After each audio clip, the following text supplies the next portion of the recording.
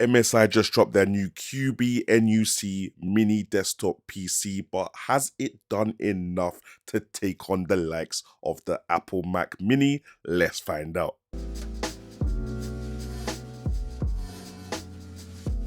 Yo people, what's good? It's man like Jamo. We're out here with the MSI CUBI NUC mini desktop PC. Now, big shout out to the guys at MSI for sending this down just for review purposes. When I'm done with this video, they don't get to see it. This goes back to MSI, the video goes live, and you guys get to watch the thing in it. So let's talk about ports and I/O first of all.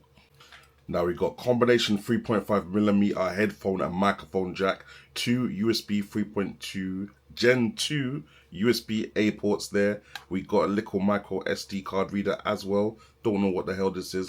And we got a little power button there to obviously turn the thing on. On the back now, we got two more USB 3.2 Gen 2 ports there, up to 10 gigabit speeds. We got HDMI 2.1, Thunderbolt 4, two more Ethernet ports, another HDMI, and another Thunderbolt 4 port, as well as the power port, cause plenty of ports for such a little device. Now, one thing I always loved about these mini PCs is that they've got removable parts inside, fam. So you can literally swap out the RAM, swap out the SSD, you can even swap out the Wi-Fi chip and replace it with whatever you want. So if you want to go from 16 to 32 on the RAM, maybe you want to go from 1 terabyte to 2 terabyte on the SSD card, you can do whatever you want. Oh, this is the size of the adapter, by the way, fam. So obviously it's not as big as the desktop unit itself, but yeah, about the same size as a normal adapter for like a laptop or something, in it. Alright, people, them. So this is the current setup that. Oh, hold on a second. Alright, now we got everything set up with the little MSI CUBI. Fam, this thing is so cute, fam. It can stand on its side like this, but the rubber feet are only on the bottom. They're not really on the side like that. So even though you can make it stand up like this, I don't really think it's meant to. So I'm going to just leave it down there for now. But yeah, literally plugged in. We got a dual 2K 60Hz monitor going on here. I guess let's look at the specs and see what's going on real quick. All right, now for the processor, we got the Intel Core 7 150U. We got 16 gigabytes of RAM in there, but obviously you can swap that out and put in something larger if you want. We got a terabyte of SSD in there at the moment. Obviously, you can swap that out too if you want as well. Wi-Fi 6E, and we got Intel graphics, fam. I would have loved if they had an Intel Arc integrated GPU in there, but I'm not too sure what the Intel graphics can do. We can try though. I mean, yeah, let's get Steam installed and see what it can do.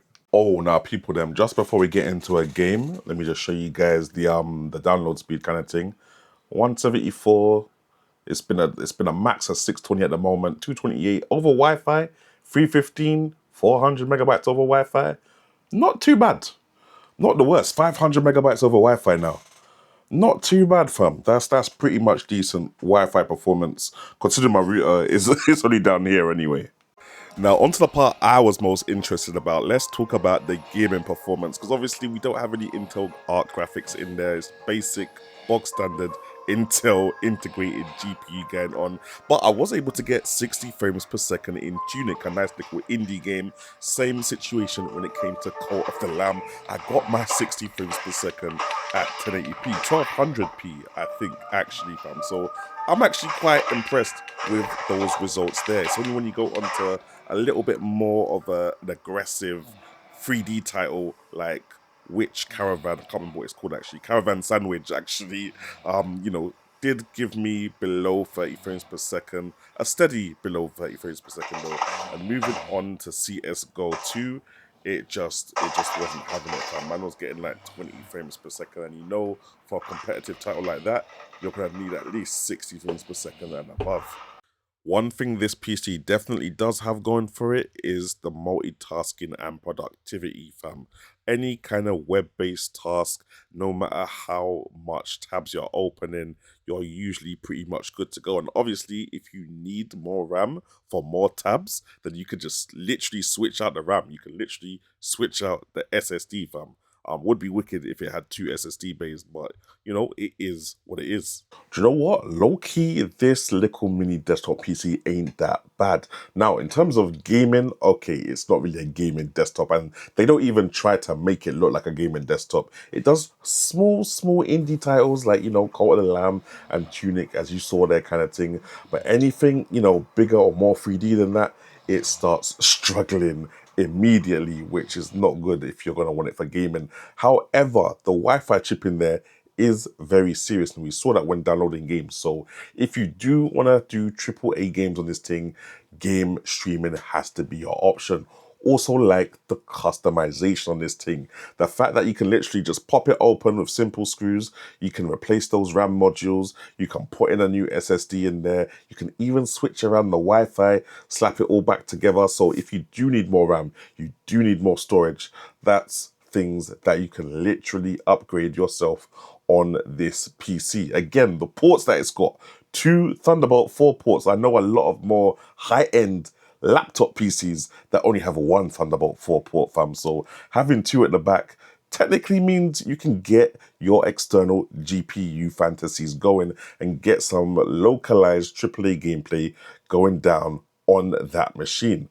But then again, you know, it's not a gaming machine. I'm just trying to make it a gaming machine at any opportunity possible. But yeah, in terms of doing all your productivity or your web browsing and stuff like that, that's what this thing is designed for, and that's what it does effortlessly, even on multi-screen setups. And I think that somebody getting this is obviously looking to save space, do your productivity, and maybe you can do a little light, ultra light gaming, ultra light game streaming, or just streaming movies and stuff like that. So yeah, nah, man, definitely a decent little PC. Brilliant for like a little server PC as well. Let me know what you guys think in the comment section below, innit?